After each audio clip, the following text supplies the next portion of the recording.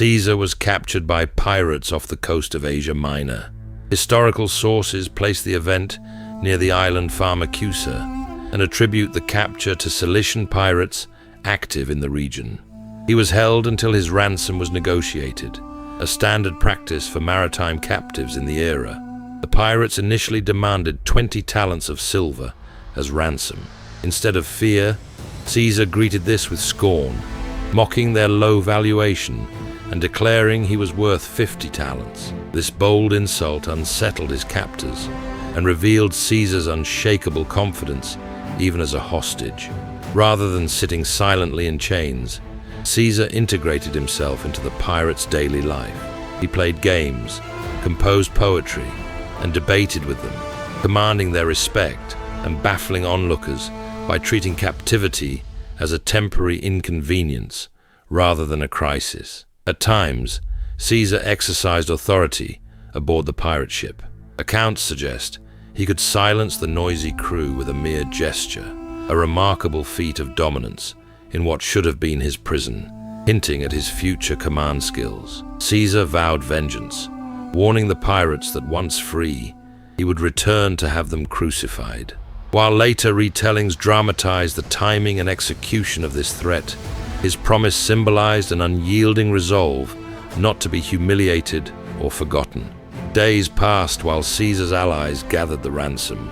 Held captive, he maintained composure, showing remarkable patience and control under strain as negotiations dragged on. His attitude unsettled the pirates, who had expected a broken man. When the ransom was finally paid, Caesar walked free. But the story did not end there. His captivity sparked more than relief. It propelled him into action, shifting from captive to avenger in the dangerous Mediterranean seas. Caesar immediately organized a naval pursuit. He rallied ships from nearby Greek cities, transforming a personal rescue into a small Roman fleet's mission to bring the pirates to justice rather than letting them roam freely. The pursuit ended near Pharmacusa, where Caesar's fleet encircled the pirate vessels. The tactics shifted from chase to a calculated blockade, trapping the marauders and preparing to strike decisively rather than gamble on an open sea battle. Roman forces stormed the pirate ships swiftly and with discipline. What began as contempt turned into fear among the pirates, swiftly boarded and overwhelmed by soldiers who took survivors captive for punishment rather than destruction.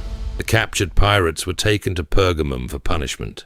Sources link Caesar's vow to this grim outcome, a public and severe penalty, most likely crucifixion. This act served both justice and a warning, marking Caesar's capacity to enforce his threats beyond words. This episode marked an early and vivid example of Caesar's resolve.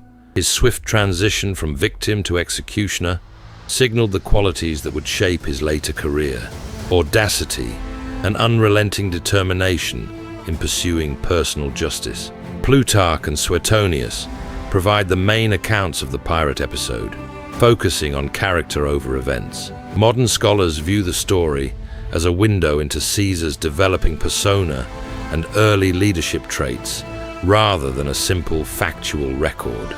The ransom paid by Caesar's supporters symbolized more than money. It was a statement of authority. Recovering the sum reaffirmed his control and reputation, showing that even in vulnerability, Caesar commanded respect and resources. Aboard the pirate ship, Caesar combined charm with calculation. He balanced engaging the crew with subtle intimidation, demonstrating a mix of diplomacy and strength that underpinned his future command style in Rome's complex power struggles. The pirates' laughter at Caesar's threats highlighted their underestimation of him.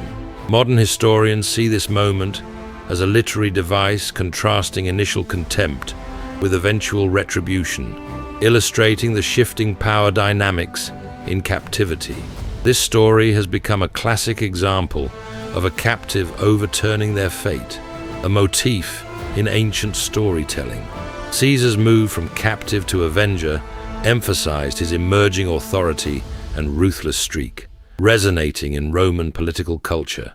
Piracy threatened Mediterranean trade and politics, making Caesar's ordeal one of many such encounters. Yet his story highlights how personal boldness met these dangers, not as policy, but as individual assertion in a volatile world. Scholars often see the pirate episode as a formative moment in Caesar's early career. It shaped the legend of his courage and risk-taking, qualities that influenced how contemporaries and later generations understood his rise to power. The tale connects personal vengeance with broader Mediterranean politics. It paints a cinematic picture of ambition and danger, capturing the era's tension between individual agency and imperial forces in flux. Caesar's threat to crucify the pirates was less a literal policy than a dramatic declaration shaping his image. Historians view it as part of cultivating a persona defined by fierce will and readiness to punish affronts. Pharmacusa's island cluster provided the geographical backdrop framing the pursuit. While details of naval routes remain debated, the islands shaped the tactics, trapping pirate ships in a maze of narrow waters and coastline. The episode shows how ransom intertwined with power in antiquity. Caesar's story turns humiliation into dominance, demonstrating how ancient power was often a carefully performed symbolism as much as physical control. Ultimately, Caesar reversed the captor-captive roles, becoming the hunter and punisher. Scholars highlight this dramatic inversion as emblematic of Caesar's emerging dominance, cautioning against overestimating its political fallout beyond legend.